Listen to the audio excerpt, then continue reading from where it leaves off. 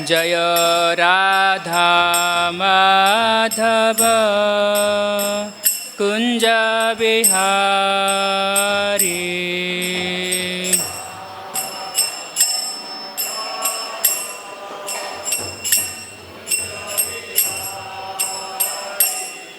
जय गोपीजन वल्लभ गिरिवरधारी।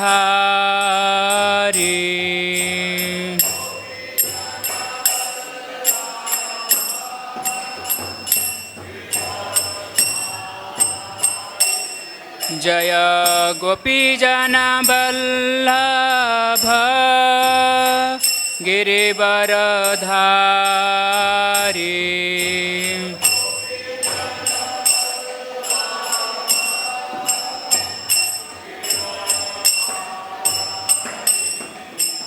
यशोदानंदन व्रजजनरंजन।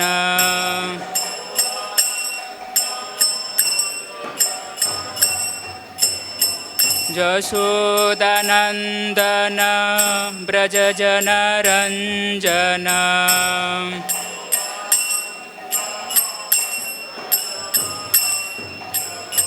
जमुना तीर बनचारी।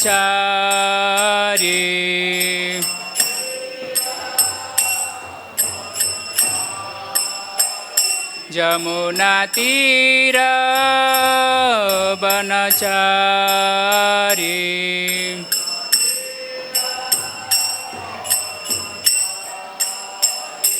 जय राधा माधव कुंज बिहारी।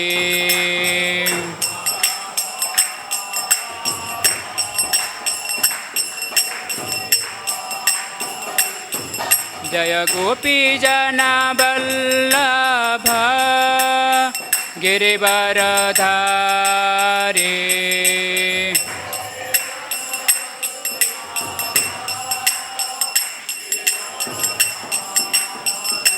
जय गोपीजन वल्लभ गिरिवरधारी।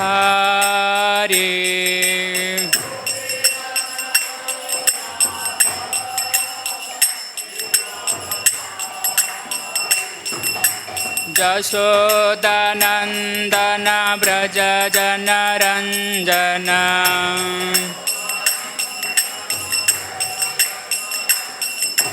यशोदानंदन व्रजजनरंजन।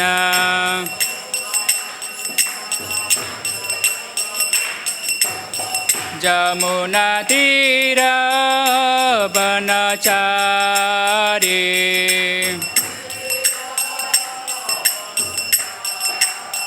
यमुना तीर बनचारी।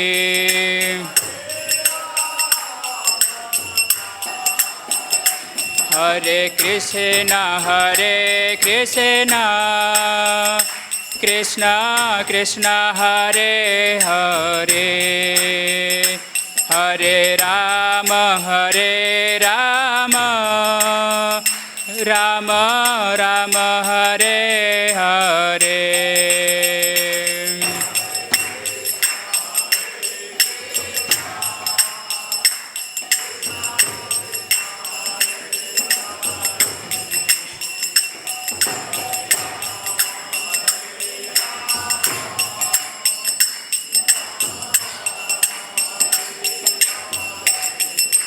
हरे कृष्ण कृष्ण कृष्ण हरे हरे, हरे Ram Ram Ram Hare Hare.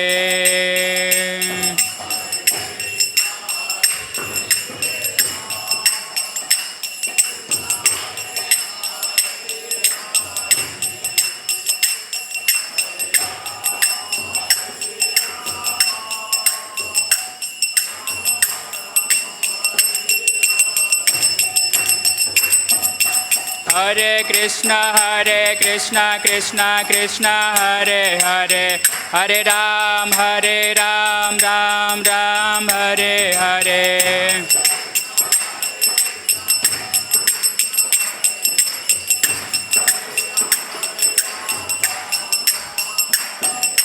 Hare Krishna Krishna Krishna Hare Hare, Hare Ram Ram Ram Hare Hare.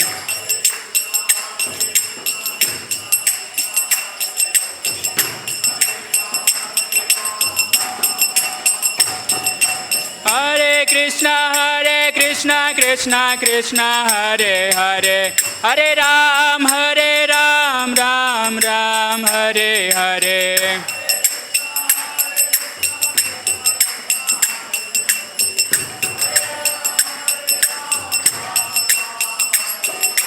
Hare Krishna Krishna Krishna Hare Hare, Hare Ram Ram Ram Hare Hare.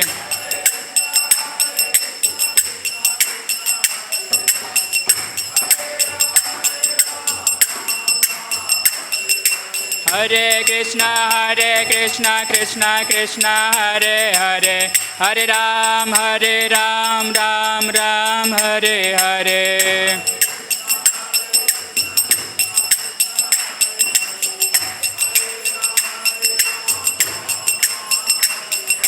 Hare Krishna Krishna Krishna Hare Hare, Hare Ram Ram Ram Hare Hare.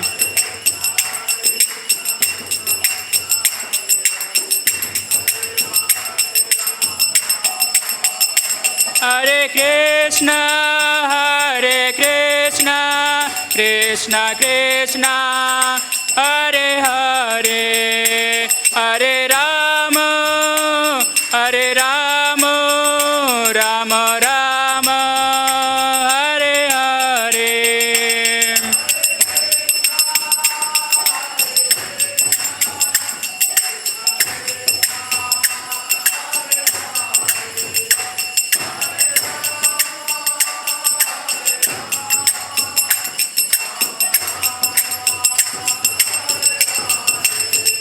Jaya Gaura Nitai, Gaura Nitai, Gaura Nitai, Jaya Gaura Nitai.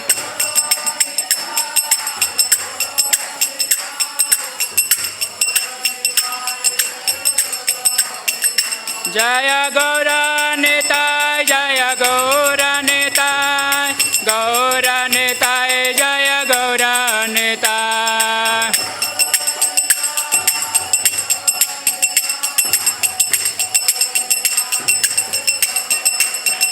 Jaya Krishna Balaram, Jaya Krishna Balaram, Krishna Balaram, Jaya Krishna Balaram.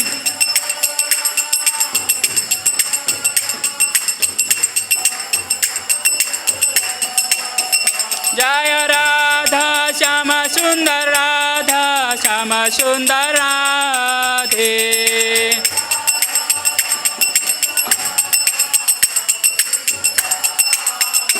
Jaya Prabhupada, Jaya Prabhupada, Prabhupada, Jaya Prabhupada.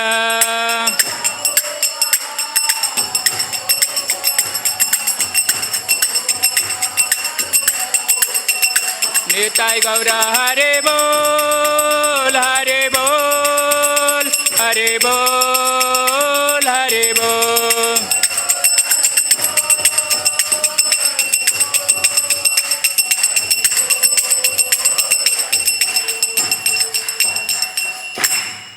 हरिनाम संकीर्तन की, श्रील प्रभुपाद की।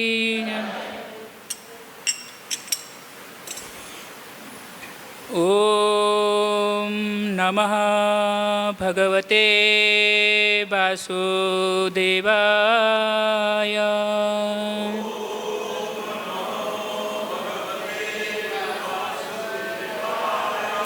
ओम नमः भगवते वासुदेवाय।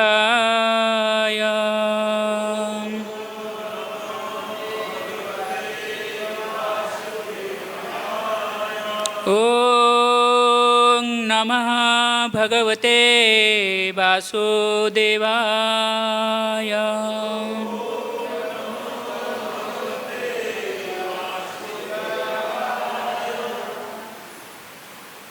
श्रीमद् भगवद गीता से पाठ, अध्याय 10, श्लोक संख्या 9। मच्चिता मद्गत प्राणा बोधयन्तः परस्परं कथयन्तश्च मां नित्यं तुष्यन्ति च रमन्ति च।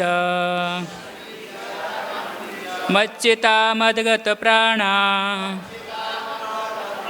बोधयन्तः परस्परं कथयन्तश्च मां नित्यं तुष्यन्ति च रमन्ति च।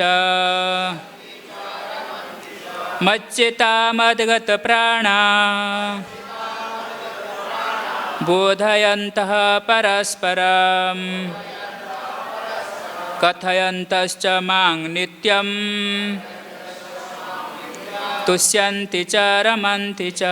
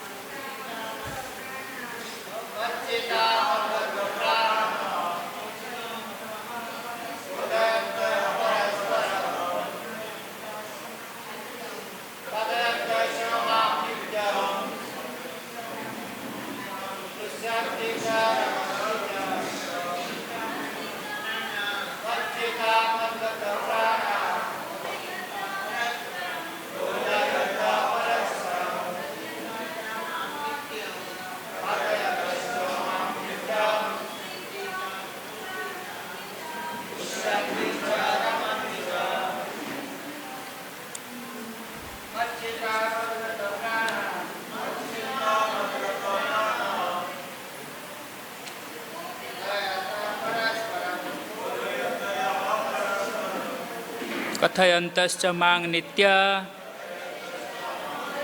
तुष्यन्ति च रमन्ति च। मच्चित्तः जिनके मन मुझ में रमे हैं।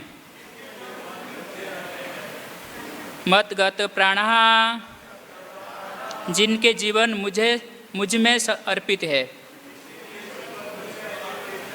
बोधयन्तः उपदेश देते हुए, परस्परम एक दूसरे से आपस में,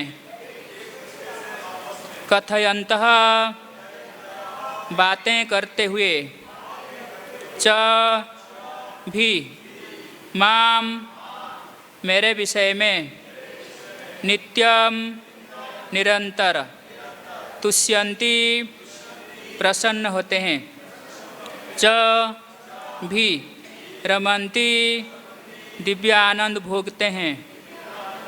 च भी। अनुवाद तात्पर्य श्रील प्रभुपाद जी के द्वारा श्रील प्रभुपाद की जाए। मेरे शुद्ध भक्तों के विचार मुझ में वास करते हैं, उनके जीवन मेरी सेवा में अर्पित रहते हैं और वे एक दूसरे को ज्ञान प्रदान करते तथा मेरे विषय में बातें करते हुए परम संतोष तथा आनंद का अनुभव करते हैं। मेरे पीछे दोहराइएगा। मेरे शुद्ध भक्तों के विचार मुझ में वास करते हैं, उनके जीवन मेरी सेवा में अर्पित रहते हैं और वे एक दूसरे को ज्ञान प्रदान करते हैं तथा मेरे विषय में बातें करते हुए परम संतोष तथा आनंद का अनुभव करते हैं। तात्पर्य, यहाँ जिन शुद्ध भक्तों के लक्षणों का उल्लेख हुआ है वे निरंतर भगवान की दिव्य प्रेमा भक्ति में रमे रहते हैं। उनके मन कृष्ण के चरण कमलों में से हटते नहीं, वे दिव्य विषयों की ही चर्चा चलाते हैं। इसी श्लोक में शुद्ध भक्तों के लक्षणों का विशेष रूप से उल्लेख हुआ है। भगवत भक्त परमेश्वर के गुणों तथा उनकी लीलाओं के गान में अहरनिश लगे रहते हैं। उनके हृदय तथा आत्माएं निरंतर कृष्ण में निमग्न रहती हैं और वे अन्य भक्तों से भगवान के विषय में बातें करने में आनंद अनुभव करते हैं। भक्ति की प्रारंभिक अवस्था में वे सेवा में ही दिव्य आनंद उठाते हैं और परिपक्व अवस्था में वे ईश्वर प्रेम को प्राप्त होते हैं। जब वे इस दिव्य स्थिति को प्राप्त कर लेते हैं तब वे उस सर्वोच्च सिद्धि का स्वाद लेते हैं जो भगवत धाम में प्राप्त होती है। भगवान चैतन्य दिव्य भक्ति की तुलना जीव के हृदय में बीज बोने से करते हैं। ब्रह्मांड के विभिन्न लोकों में असंख्य जीव विचरण करते रहते हैं। इनमें से कुछ ही भाग्यशाली होते हैं जिनकी शुद्ध भक्तों से भेंट हो पाती है और जिन्हें भक्ति समझने का अवसर प्राप्त हो पाता है। यह भक्ति बीज के सदृश है। यदि इसे जीव के हृदय में बो दिया जाए और जीव हरे कृष्ण मंत्र का श्रवण तथा कीर्तन करता रहे तो बीज अंकुरित होता है। जिस प्रकार की नियमतः सिंचते रहने से वृक्षों का बीज फलता है, भक्ति रूपी आध्यात्मिक पौधा क्रमशः बढ़ता रहता है जब तक यह ब्रह्मांड के आवरण को भेद कर ब्रह्म ज्योति में प्रवेश नहीं कर जाता। ब्रह्म ज्योति में भी यह पौधा तब तक बढ़ता जाता है जब तक उस उच्चतम लोक को नहीं प्राप्त कर लेता जिसे गोलोक वृंदावन या कृष्ण का परमधाम कहते हैं। अंततोगत्वा यह पौधा भगवान के चरण कमलों की शरण प्राप्त कर वहीं विश्राम पाता है। जिस प्रकार पौधे में क्रम से फूल तथा फल आते हैं उसी प्रकार भक्ति रूपी पौधे में भी फल आते हैं और कीर्तन तथा श्रवण के रूप में उसका सिंचन चलता रहता है। चैतन्य चरितामृत में मध्य लीला अध्याय 19 भक्ति रूपी पौधे का विस्तार से वर्णन हुआ है। वहाँ यह बताया गया है कि जब पूर्ण पौधा भगवान के चरण कमलों की शरण ग्रहण कर लेता है तो मनुष्य पूर्णतया भगवत प्रेम में लीन हो जाता है। वह तब तक एक क्षण भी परमेश्वर के बिना नहीं रह पाता। जिस प्रकार की मछली जल के बिना नहीं रह सकती, ऐसा ही अवस्था में भक्त वास्तव में परमेश्वर के संसर्ग से दिव्य गुण प्राप्त कर लेता है। श्रीमद् भागवतम में भी भगवान तथा उनके भक्तों के संबंध के विषय में ऐसी अनेक कथाएं हैं। इसलिए श्रीमद् भागवतम भक्तों को अत्यंत प्रिय है।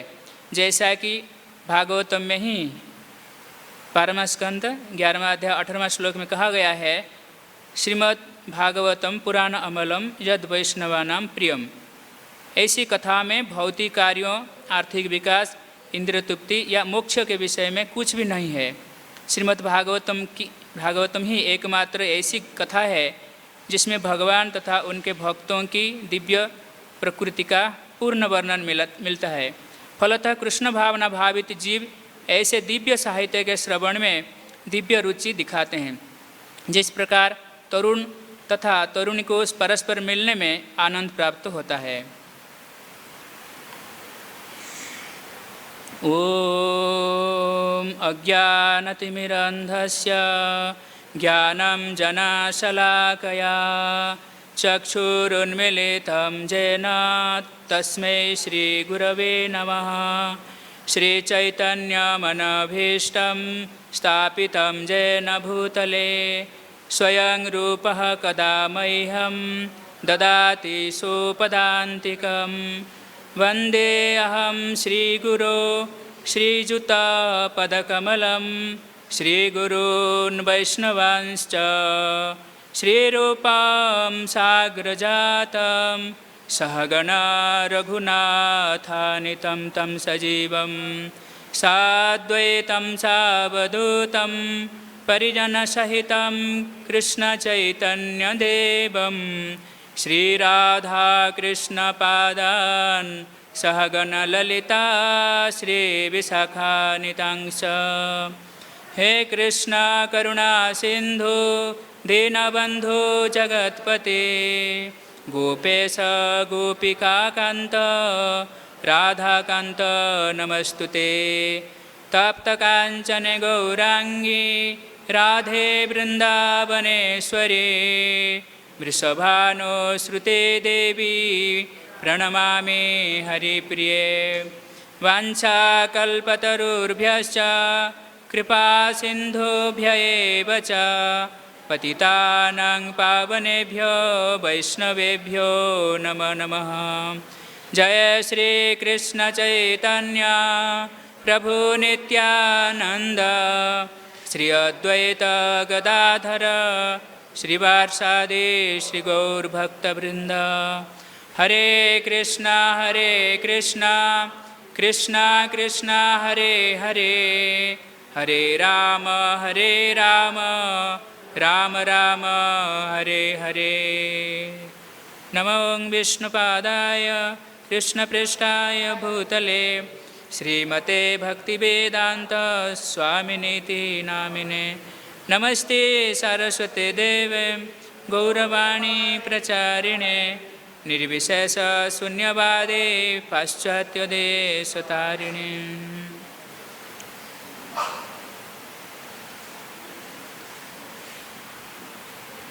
हरे कृष्ण।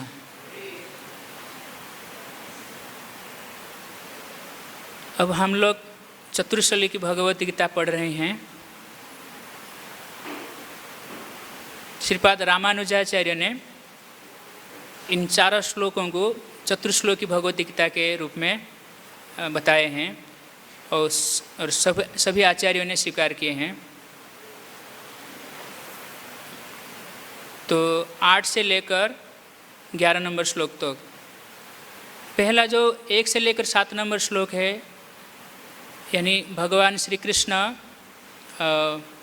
आसानी से नहीं समझे जाते हैं और यद्यपि वो सभी का स्रोत है, यानी सब कुछ भगवान से प्रकट होता मूल कारण है, फिर भी वो आसानी से नहीं समझे जाते हैं।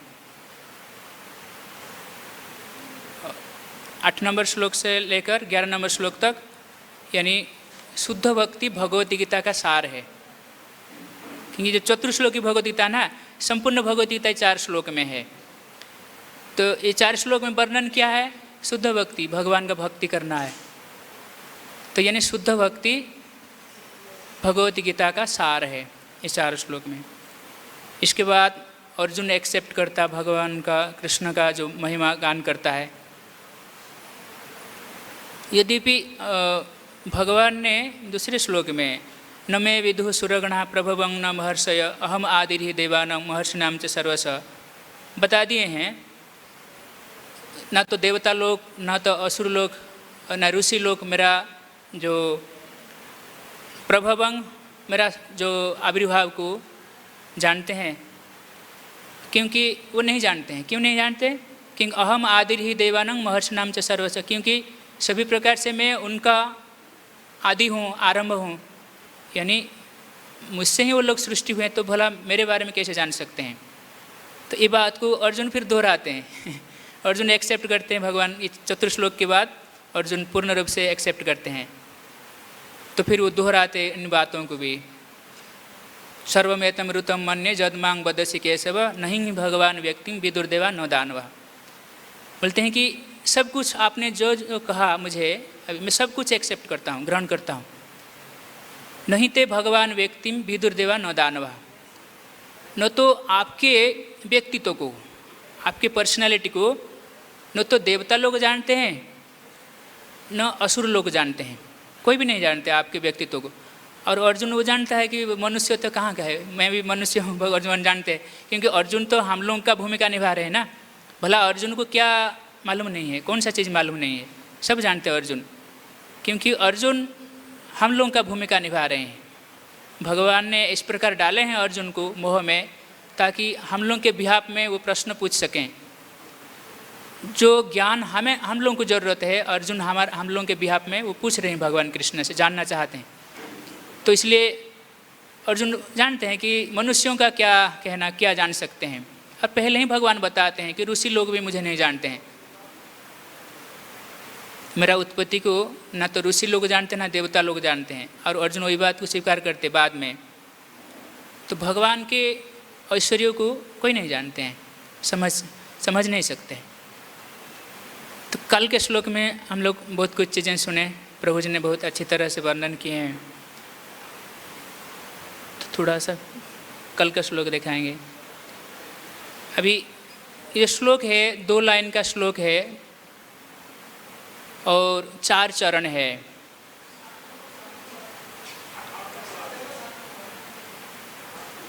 तो अहं सर्वस्य प्रभव मत्तः सर्वं प्रवर्तते। भगवान कृष्ण बोलते हैं कि अहं सर्वस्य प्रभव, ये पहला चरण है। मत्तः सर्व प्रवर्तते, ये दूसरा चरण है। इति मत्वा भजन्ति माम, तीसरा चरण है। बुद्धा भाव समन्विता, ये चौथा चरण है। 2 पंक्ति है और 4 चरण है। तो अहं सर्वस्य प्रभव, यानी भगवान श्री कृष्ण बोलते हैं मैं समस्त आध्यात्मिक तथा भौतिक जगत का कारण हूँ, उत्पत्ति का कारण हूँ। तो भगवान श्री कृष्ण समस्त आध्यात्मिक तथा भौतिक जगत का उत्पत्ति का कारण है। तो आध्यात्मिक जगत और भौतिक जगत तो बोल दिए, तो जीवात्मा को तो नहीं बोले ना, क्योंकि हमारा संबंध ज्ञान है। पहला जो लाइन पंक्ति है, पहला जो चरण है और दूसरा चरण है, ये संबंध ज्ञान को दर्शाता है, रिलेशनशिप, भगवान के साथ जीवात्माओं का संबंध। जो 2 चरण है, जो यानी पहला पंक्ति है, ये जीवात्माओं का संबंध समझाता भगवान के साथ। तो ये कैसे हुआ कि भगवान बताते मैं समस्त आध्यात्मिक तथा भौतिक जगत का उत्पत्ति का कारण हूँ।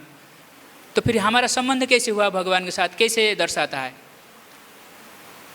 क्योंकि जो आध्यात्मिक जगत में है क्या, आध्यात्मिक जगत में क्या है? कृष्ण है, उनके भक्त है, यही तो है ना आध्यात्मिक जगत। राधा रानी है और क्या? और भौतिक जगत में क्या है? जीव 2 प्रकार की प्रकृति है और भगवान परमेश्वर है। तो 2 प्रकार की प्रकृति में जीवात्मा भी आ जाते हैं ना। तो जो आध्यात्मिक जगत और भौतिक जगत सृष्टि का कारण भगवान बताते मैं हूँ, तो इस समस्त जीवात्मा भी भगवान आ जाते हैं ना इनमें। तो आध्यात्मिक जगत में जितने नित्य जीव है, यानी जो मुक्त जीव है, और जो भौतिक जगत में जो बद्ध जीव है, सब तो इनमें आ जाते हैं ना। तो हमारा संबंध हुआ ना, क्योंकि जब समस्त सृष्टि को भगवान उत्पत्ति किए हैं तो हमें भी उत्पत्ति किए हैं। पिता हम जगत माता धाता, भगवान बताते हैं। तो हम सब का पिता भी भगवान है ना, माता भी है, धाता भी है। तो संबंध हुआ हम लोगों का संबंध भगवान के साथ, है ना। तो मत्तः सर्वं प्रवर्तते, भगवान बताते मैं ही संपूर्ण इस सृष्टि को चलाता हूँ, परिचालित संचालित करता हूँ, चलाता हूँ भी हूँ। कैसे भगवान चलाते हैं? भगवान परमात्मा रूप में समस्त ब्रह्मांड में प्रवेश करते हैं, फिर समस्त जीवों में प्रवेश करते हैं, समस्त अणु परमाणु में प्रवेश करते हैं, है ना, समस्त लोक में प्रवेश करते हैं, तब तो फिर भगवान चलाते हैं। और नारद ब्रह्मा ऐसे और भी भगवान के ऐसे जो महान सब मुनि ऋषि हुए हैं, प्रजापति हुए हैं, वो लोग भी ऐसे भक्ति योग का प्रवर्तन करते हैं, प्रचार करते हैं, ज्ञान देते हैं। तो इसी प्रकार भगवान बोलते हैं कि ये सब तो भगवान का, जैसे भगवान बोले ना, महर्षय सप्त पूर्वे चत्वार मनवस्तथा, यानी जो महर्षि है, जो सप्त महर्षि महान ऋषियाँ हैं, ऋषियों के पूर्व भी 4 जो थे, चत्वार मनु, जो 4 कुमार थे, ये भी तो भगवान से उत्पन्न हुए, यानी मनुष्य ब्रह्मा से उत्पन्न हुए, वो तो अल्टीमेटली भगवान से उत्पन्न हुए हैं। तो इसी प्रकार यहाँ पर भगवान बता रहे हैं कि मैं समस्त आध्यात्मिक तथा भौतिक जगत का उत्पत्ति का कारण हूँ, मतलब समस्त जीवात्माओं के साथ हम जो संबंध है भगवान का, यहाँ दर्शाता है कि यानी संबंध ज्ञान यहाँ स्थापित होता है। जो तीसरा चरण है, इति मत्वा भजन्ति माम बुधा, तो यानी बुद्धिमान व्यक्ति इसे जान जाते हैं, समझ जाते हैं। ठीक है, बुद्धिमान व्यक्ति इसे समझ जाते हैं।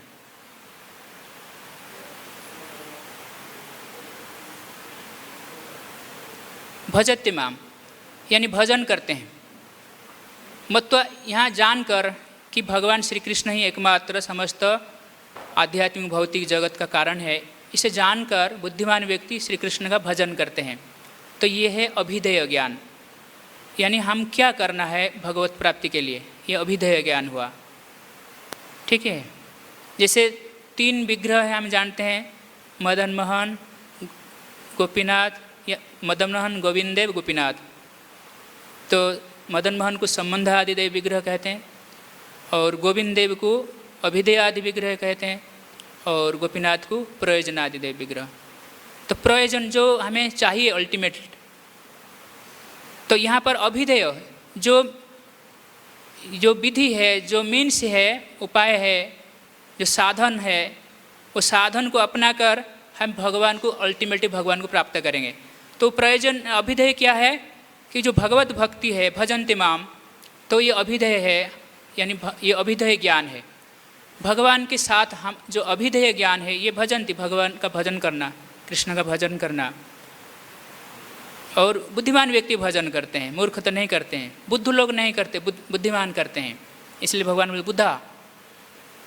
भाव समन्विता, जो भाव है, भाव प्रेम, यह शांत दास, विष्णु चक्र ठाकुर लिखते हैं, शांत दास सख्य वात्सल्य माधुर्य, ये जो भाव है, शांत भाव, दास्य भाव, सख्य भाव, माधुर्य भाव, इन भावों में जब हम भगवान कृष्ण का भक्ति करते हैं तो समन्विता, भाव समन्विता। तो ये क्या हुआ, ये प्रयोजन हुआ, यानी भक्ति तो करना है अल्टीमेटली, और क्या करना है। तो ये हुआ इस श्लोक, इस प्रकार आचार्य लोग समझाते हैं। प्रभुपाद जी ने तात्पर्य में बहुत सुंदर सुंदर बातें कहे हैं, आप लोग कल सुने हैं। और किस प्रकार भगवान श्री कृष्ण ही बलदेव विद्याभूषण का जो तात्पर्य है, जो टीका है, उससे प्रभुपाद जी ज़्यादातर लिए हैं। और भगवान श्री कृष्ण कैसे है, यानी ब्रह्मा, शिव और सभी देवताओं का उत्सव है, कुछ भी नहीं था, भगवान श्री कृष्ण ही विद्यमान थे। जैसे श्रीमद् भागवतम में भी कहे हैं भगवान, चतुर्श्लोकी भागवतम में कि अहम एवा समाग एवाग्रे। तो आज के श्लोक में हाँ और एक चीज़ है यहाँ, 7वां अध्याय में हम लोग पढ़े थे, भगवान श्री कृष्ण बोले कि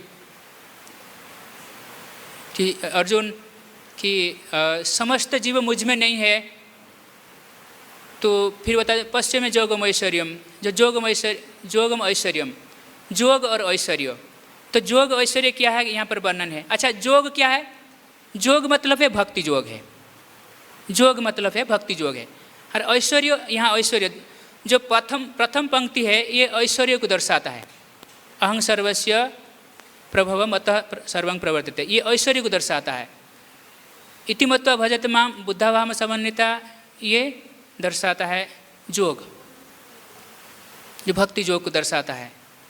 भजन करना भक्ति करना है ना, तो ये भक्ति योग को दर्शाता है, यानी किसी भी भाव में भगवान श्री कृष्ण की भक्ति करना, तो ये योगम ऐश्वर्यम है, एक दृष्टिकोण है। आज के श्लोक में भगवान श्री कृष्ण बताते हैं कि मच्चिता मदगत प्राणा बोधयन्तः परस्परम कथयन्तश्च मांग नित्या तुष्यन्ति च रमन्ति च। मच्चिता चित, मच्चिता यानी जो चित है, जो मन है, यानी प्रभुपाद लिखते शुद्ध भक्तों के विचार मुझ में हमेशा रहता है।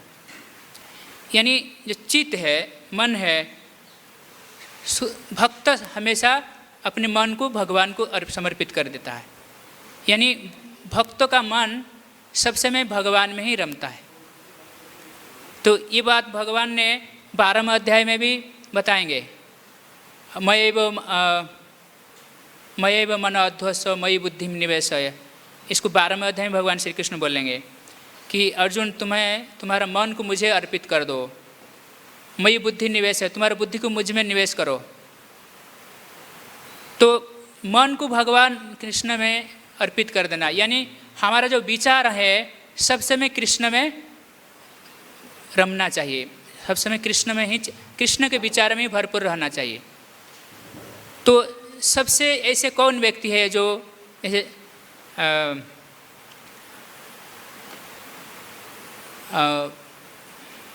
जैसे बोलते हैं, जैसे एक प्रभु बोल रहे थे कि जैसे कोई व्यक्ति चित्र है, जैसे चित्त मतलब है यानी चित्र है, यानी भगवान के छवि को, चित्र को हमारा मन में बैठा कर रखना है। जैसे हनुमान जी है, सब समय सीताराम को अपने हृदय में धारण कर रखते हैं और फाड़ कर भी दिखा देते हैं, है ना।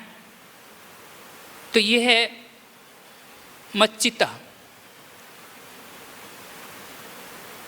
विश्वनाथ चक्रवर्ती ठाकुर लिखते हैं कि जैसे व्यक्ति का जो मन है श्रवण कीर्तन स्मरण वंदन, इस प्रकार जो भक्ति योग का जो विधि विधान है इसमें रमण करता है, इसके प्रति लुब्ध हो जाता है, आसक्त हो जाता है, इस चीज़ों में वो मडराता रहता है। मदगत प्राणा, जो प्राण है कृष्णगत प्राणा, यानी प्राण भगवान श्री कृष्ण के प्रति अर्पित है, यानी भजन साधन या भगवत चिंतन पल भर के लिए न होने पर व्यक्ति का प्राण चले जाए। जैसे दशरथ महाराज जैसे ही सुने कि भगवान राम नहीं आए वापस, तो शरीर त्याग दिए। मदगत प्राणा का एक बहुत बृहत उदाहरण है। तो और भी ऐसे है, जैसे कुंती महारानी है मदगत प्राणा, भगवान श्री कृष्ण को क्षण भर के लिए दूर देखना नहीं चाहती है। तो इसी प्रकार मदगत प्राण, ये लोग प्राण कैसे धारण करते हैं आगे बताएंगे।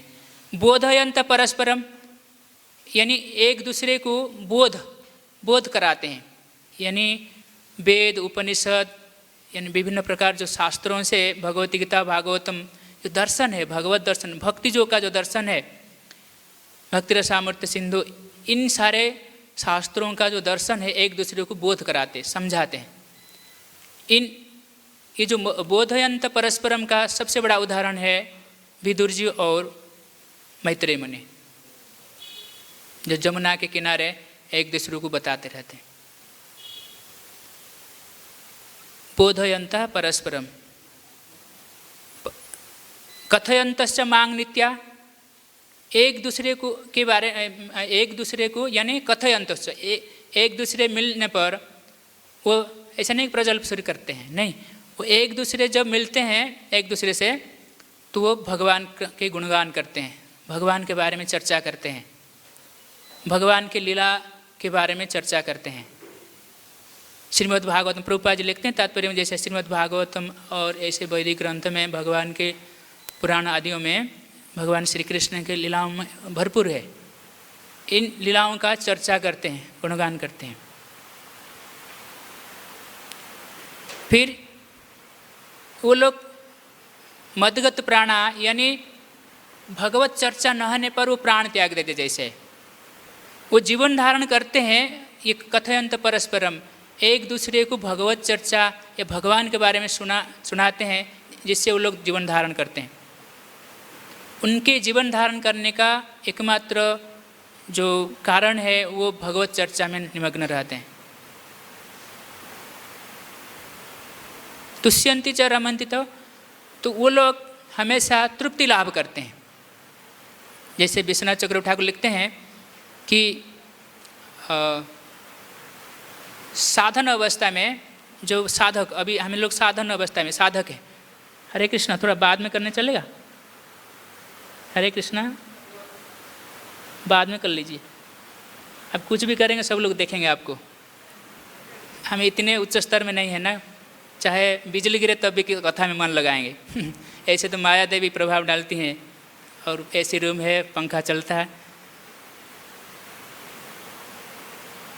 तो यहाँ पर तुष्यंति च, विश्वनाथ चक्रवर्ती ठाकुर बोलते हैं कि जब साधन अवस्था में व्यक्ति साधना करता है, गुरु के आदेश क्रम में भक्ति योग का साधना करता है, तब क्या करता है ना, वो जब सेवा का अंत खत्म करता है, जो सेवा दिया जाता है जो संपन्न कर देता है, भाग्यवश सेवा में बिना विघ्न के सेवा अंत हो जाता है, खत्म हो जाता है, कुछ एक सेवा कर लेता है, तो वो बहुत अपने को तृप्ति लाभ करता है, संतोष लाभ प्राप्त करता है।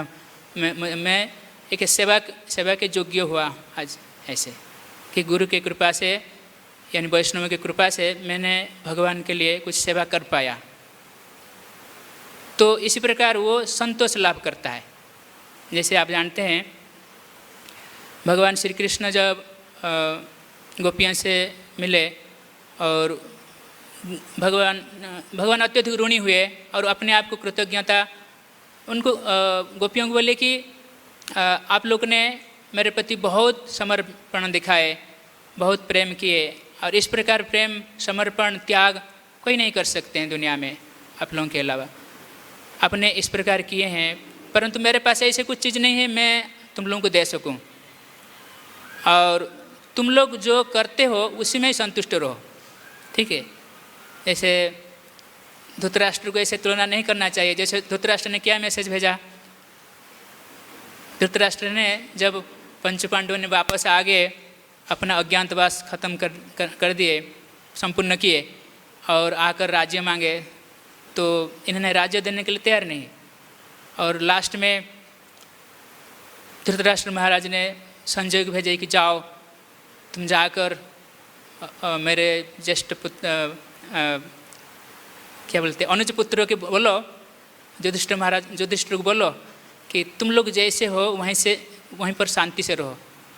ऐसे कुछ मैसेज उन्होंने भेजा कि जैसे हो वैसे शांति से रहो। तो इस प्रकार ये बात नहीं है। भगवान श्री कृष्ण बोले कि तुम लोगों का जो भक्ति है मेरे प्रति, शुद्ध प्रेम भक्ति है, इसके बदले में मैं कुछ तुम्हें नहीं दे सकता हूँ, तुम उसी से ही संतुष्ट रहो। मतलब जो शुद्ध भक्ति है, जो प्रेम भक्ति है, निश्चल भक्ति है, ये भक्ति के साथ किसी भी चीज़ों का तुलना नहीं किया जा सकता है। भगवान भी असमर्थ प्रकट करते हैं और कुछ देने, और कुछ है ही नहीं। स्वयं श्री कृष्ण ही राधा रानी के वेश में आते हैं उसको आस्वादन करने के लिए। कृष्ण में भी कुछ ऐसे कमी हो जाता है जो राधा रानी के वेश में आते हैं भाव में, अगर उसे आस्वादन करते हैं। तो यानी शुद्ध भक्ति है, ये छोटा सा चीज़ नहीं है। तो यही है जब व्यक्ति कुछ भगवान के प्रति सेवा करता, भक्ति करता प्रारंभिक साधना अवस्था में, तो सेवा करने पर वो आनंद का अनुभव करता। ना कि मैं कुछ सेवा किया, मुझे कुछ प्रतिदान में मुझे कुछ भक्त बोलना चाहिए, प्रभु जी बहुत अच्छा, ठीक है, आप जैसे सेवा कोई नहीं कर सकता। कि कोई भी कुछ बोलते नहीं मुझे, मैं सेवा करते जाता हूँ, कोई क्या बात है। तो इस प्रकार हमारे मन में भावना रहता है। ऐसे नहीं कोई नोटिस करे ना करे, इससे क्या मतलब होता है। हम तो भगवान का सेवा भगवान के लिए सेवा करने आए हैं। तो हम कभी कभी मन में थोड़ा ऐसे रखते हैं, एक्सपेक्ट रखते हैं कि कोई कुछ मुझे बोल दे, है ना, कुछ थोड़ा सा सराहना करे, कोई एक्नॉलेज तो करे। तो कोई करे ना करे इससे कुछ फर्क नहीं पड़ता है।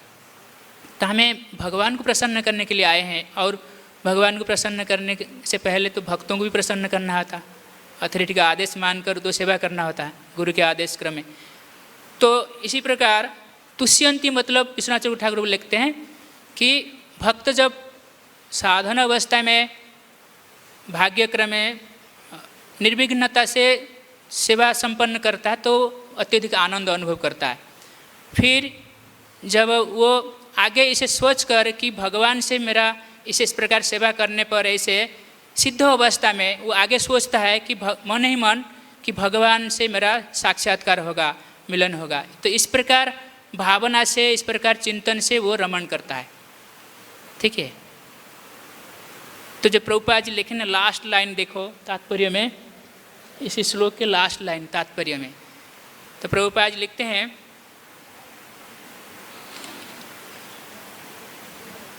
फलतः कृष्ण भावना भावित जीव ऐसे दिव्य साहित्य के श्रवण में दिव्य रुचि दिखाते हैं जिस प्रकार तरुण तथा तरुणी को परस्पर मिलने में आनंद प्राप्त होता है। तो इस प्रकार एक नवयुवक एक नवयुवती से मिलती है या एक नवयुवती एक नवयुवक से मिलता है, तो जब ऐसे एक दूसरे से मिलते हैं तो वो समय ज्ञान या दुनिया में क्या चलता है नहीं चलता दुनिया भूल जाते, तो अपने दुनिया में रहते, अपने मौसम में रहते, अपने, है ना, उस यानी टाइम भी पता नहीं लगता है, टाइम फैक्टर कम हो जाता, टाइम शॉर्ट हो जाता है ना। रेलवे स्टेशन में चले जाएंगे 15-20 मिनट पहले आ जाएंगे तो लगे 1 घंटा पहले आ गया, है ना। परंतु यहाँ पर अलग हो जाता, समय पता नहीं लगता है। तो इसी प्रकार विष्णु पुराण में ये बातें हैं, प्रभुपाद जी ऐसे नहीं लिखते हैं, ये बातें विष्णु पुराण में है। युवती नाम यथा योनो युनानाम च युवतो यथा मन में अभिरमते तयि मन अभिरमताम तयि। तो इस प्रकार बोलते हैं जिस प्रकार एक नवयुवक को प्राप्त करने पर या नवयुवक को नवयुवती को प्राप्त करने पर आनंद का अनुभव करते, मन में आनंद का अनुभव करते, उसी प्रकार है भगवान आप में मेरा इस प्रकार मन रमण करे। एक भक्त भगवान से प्रार्थना करता है, विष्णु पुराण श्लोक है, मन में अभिरमताम तोई, मेरा जो मन है तद्वन उसी प्रकार मन में अभिरमताम तोई, आप में मेरा मन रमण करते रहे। तो ये एक दृष्टांत है, उदाहरण दिया गया। तो भगवान प्रति जो शुद्ध प्रेम, ये तो एक काम वासना का एक चित्रण किया गया, क्योंकि इसके अलावा हमें और कुछ समझ नहीं पाएंगे, सोच नहीं पाएंगे, क्योंकि काम शुद्ध प्रेम का विकृत रूप है ये भौतिक जगत के जो तथागतिक। परंतु ये जो भगवान के साथ जो शुद्ध प्रेम है जीवात्माओं का, इसका चित्रण किया जा रहा है कि जो भक्त है इस प्रकार मन में सोचता है कि मैं भगवान का जो सेवा करता हूँ भगवान के प्रति, यही मेरा जीवन का लक्ष्य है। और इस प्रकार सिद्ध अवस्था में वो इस प्रकार मन में सोचता है कि मैं भगवान से मिलने पर मुझे इस प्रकार आनंद प्राप्त होगा। तो प्रभुपाद जी ने इसी प्रकार श्लोक में चैतन्य चरितामृत से लिखते हैं कि किस प्रकार श्री चैतन्य महाप्रभु ने बताते हैं कि जो भक्तिलता बीज है जो गुरु शिष्यों को देता है, तो भक्तिलता बीज क्या है? भक्तिलता बीज क्या है? किसी को पता है? भक्तिलता बीज प्रभुपाद जी लिखते हैं कि जो विधि निषेध है जो गुरु देते हैं, भक्ति योग का विधि निषेध, भक्ति योग क्या करना चाहिए भक्ति योग में और क्या नहीं करना चाहिए, यही है भक्तिलता बीज है। भक्तिलता बीज और कुछ नहीं है। भक्तिलता बीज जो है गुरु जो विधि निषेध देते हैं, बोलते ना गुरु मंत्र दिया है, यही है गुरु मंत्र। तो हरे कृष्ण महामंत्र तो है हमें देते हैं, उस श्रवण कीर्तन जले कर है सिंचन। तो जो हरे कृष्ण महामंत्र का जो श्रवण कीर्तन है तो वो तो जल सिंचन की भांति है, उसमें सींचना होगा। परंतु वो बीज क्या है? वो जो बीज है वो भक्ति योग का विधि विधान। विधि विधान मतलब इसमें निषेध भी है, क्या करना चाहिए क्या नहीं करना चाहिए भक्ति योग में, यही है गुरु जो बीज मंत्र बीज है। तो जब ब्रह्मांड भ्रमिते कौन भाग्यवान जीव गुरु कृष्ण प्रसाद पाए भक्तिलता बीज। तो इसी प्रकार चैतन्य चरितामृत में बहुत विस्तृत रूप से वर्णन है कि ऐसे असंख्य जीव है दुनिया में ना, लाखों करोड़ अरब खरब असंख्य है, संख्यातीत ही चित्कण, संख्या अतीत, संख्या अतीत मतलब कोई काउंट नहीं किया जा सकता, अनकाउंटेबल है ना, कोई काउंट नहीं किया जा सकता कितनी जीवात्माएं हैं। तो इस प्रकार ब्रह्मांड में भ्रमण करते करते करते करते सौभाग्य क्रमे गुरु और कृष्ण की कृपा से कोई एक जीव है जो भक्तिलता बीज प्राप्त करता है। तो फिर उससे वो क्या करता है ना, कोई वैष्णव प्रामाणिक गुरु है या प्रामाणिक वैष्णव है, उनकी कृपा से जो भक्तिलता बीज प्राप्त करता है, तो फिर उस श्रवण कीर्तन, गुरु बोलता है तुम भजन कर, कृष्ण भक्ति कर, नाम जप कर, भगवान को भोग लगा कर खाओ, रोज ऐसे सुलमाला जप करो, भोग लगा कर खाओ, तो गुरु का आदेश सेवा करो।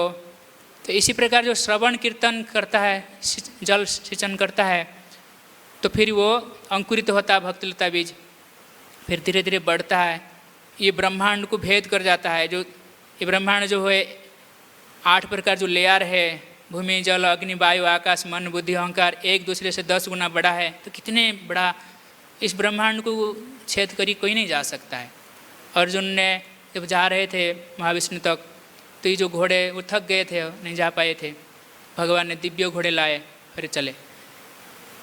तो ये ब्रह्मांड भेद करके भक्तिलता भी फिर ब्रह्म ज्योति जाए, पर ब्रह्म में पहुँचेगा, भगवत धाम वैकुंठ लोक फिर पार करी, फिर गोलोक वृंदावन तक जाएगा। तो भगवान श्री कृष्ण चरण में लता ऐसे लपेटते जाएगा, फिर लपेटने के बाद इसमें जैसे साधारण लता में फूल फल आती है, तो उस प्रकार फूल फल आएगा। तो फिर भगवान श्री कृष्ण चरण में हमारा जो भक्ति रूपी जो फल वो आएगा, भगवान को अर्पित होगा। तो यही सनातन चैतन्य महाप्रभु ने उसे समझाते हैं कि किस प्रकार जो भक्ति है एक लता की भांति है और वो बढ़ता है। श्रवण कीर्तन वो जो सिंचन की भांति काम करता है, सिंचना होता है श्रवण कीर्तन से। तो भक्ति लता की भांति है, उसका देखभाल करना भी बहुत जरूरी है। और जो वैष्णव अपराध है और वो सबको उखाड़ कर फेंक देता है। वो कैसे है ना, एक माताल हाथी की भांति है। जो एक उद्यान में हाथी घुस जाता है तो सारे उद्यान को, बगीचा को उजाड़ डालता है। तो उसी प्रकार ये जो वैष्णव अपराध रूपी जो हाथी है, वैष्णव अपराध करने में हम लोग से एक्सपर्ट है ना, पल भर में अपराध कर लेते हैं ना। कोई व्यक्ति बैठ गया के बाद तुरंत कुछ मन में सोच लेते हैं, अरे इनको यहीं बैठना था और जगह नहीं था। तो यानी हम लोग का जो ये तो 84 लाख जीवजोनियों में है, तो सभ्य मनुष्य होने के भांति नाते हम लोग इस सारी चीज़ छोटे छोटे बातों से अभ्यास करके दूर में रहना चाहिए, इसको दूर से फेंक देना चाहिए। जीव मात्र से हमें आदर सम्मान करना चाहिए, उसे पसंद करना चाहिए, उस व्यक्ति को आदर देना चाहिए। हर एक जीव जो होता है वो भगवान का एक मंदिर होता है, भगवान उनमें विराजमान करता है ना। तो इस दृष्टि से हमें हर एक जीव को सम्मान देना चाहिए, है ना। चैतन्य महाप्रभु तो वही बोलते हैं, अमानी न मान देव कीर्तन सदाहरि, नाम है रुचि जीवे दया वैष्णव सेवन। तो इसी प्रकार ये जो वैष्णव अपराध है ये बहुत खतरनाक है। हमारा भक्ति लता थोड़े बहुत कुछ उगने का, अंकुरित होने को होता तो वैष्णव अपराध करता तो पाँव डाल लेता, पैर डाल लेता, तो जाता है खत्म। तो ये वैष्णव अपराध ही एक कारण होता है जो हम भक्ति में आगे नहीं बढ़ पाते हैं। हम ऐसे एक आदतन वैष्णव अपराधी बन जाते हैं, है ना। एक आदतन वैष्णव अपराधी बन जाते हैं, इसे करते रहते हैं, कुछ भी रीजन नहीं होता बस कर लेते हैं, ऐसे पसंद नहीं करते किसी को। मनुष्य को पसंद नहीं करता, वैष्णव में भी उसको किसी भी जीव क्यों न हो। तो पंडितः समदर्शिन, तो ये होना ही चाहिए ना। तो यही एक कारण होता है हम भक्ति में आगे नहीं बढ़ पाते, एक दूसरे को पसंद नहीं करते। थोड़े बहुत कुछ त्रुटियाँ होने पर हम नाराज हो जाते हैं, धैर्य शक्ति नहीं है, अधैर्य हो जाते हैं, थोड़े से भी सहन शक्ति नहीं रखता अपने में। यही प्रॉब्लम होता है, हम लोग आगे नहीं बढ़ पाते हैं। तो महाप्रभु बोलते हैं कि तृणादपि सुनिचन तरर, हमें सहिष्णुता गुण हम अंदर में बढ़ाना चाहिए, जिससे क्या होगा ना, हम लोग आगे बढ़ेंगे भक्ति में। क्योंकि हर चीज़ें तो हमें प्राप्त होता है, प्रभुपाद जी कृपा से श्रवण कीर्तन दोनों टाइम रोज़ होता है और बीच बीच में भी होता है, और भगवान का कीर्तन होता है, स्मरण होता है, प्रसाद लेते हैं, दर्शन भगवान का विग्रह दर्शन करते हैं। सब प्रकार के आध्यात्मिक जो भक्ति योग का जो विधि विधान पालन करते हैं, सुजग है, यहाँ पर फैसिलिटीज हैं। कोई व्यक्ति सिर्फ मंदिर में आ जाता है तो सारे चीज़ें करने के लिए उनके उपलब्ध है फैसिलिटी, तो भक्ति में आगे बढ़ जाएगा आसानी से। परंतु अगर वैष्णव अपराध न करें, अगर वैष्णव अपराध करते हैं तो हमारा गाड़ी आगे नहीं बढ़ने वाला है, वहीं के वहीं पड़ा रहेगा। तो समय हो चुका है, किसी कोई प्रश्न है तो पूछ सकते हैं। हाँ जी।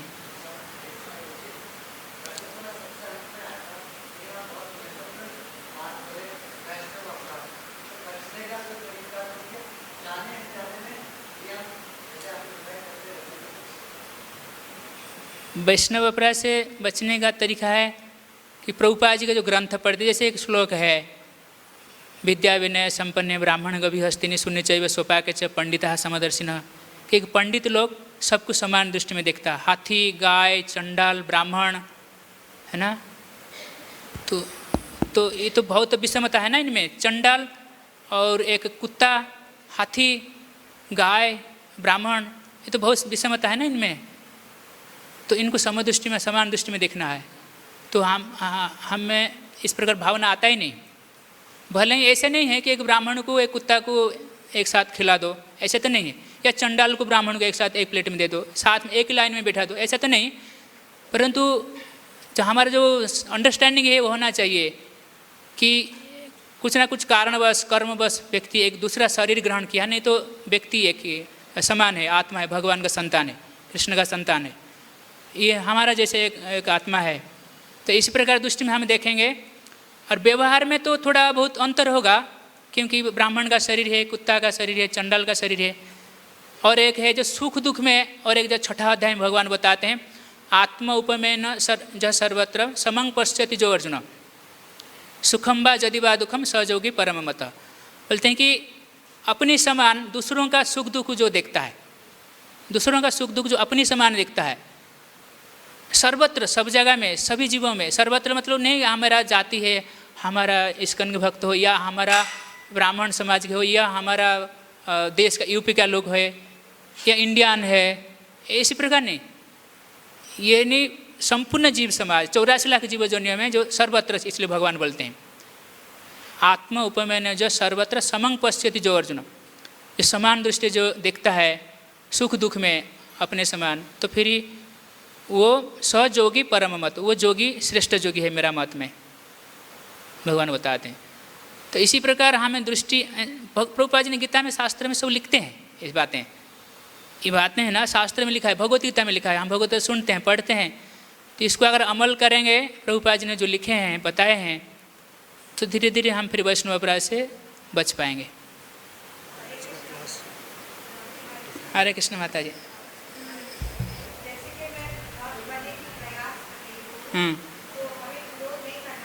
यस माता जी।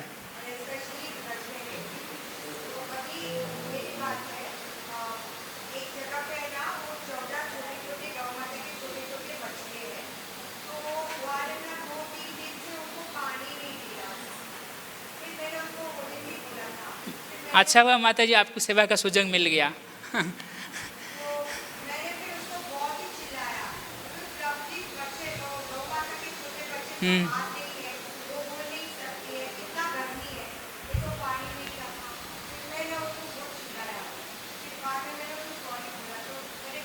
नहीं माता जी, ठीक किया, अच्छा किया। थोड़ा सा संभल देखना पड़ेगा, आराम से थोड़ा प्रेम से बोलेंगे तो और भी अच्छा रहेगा।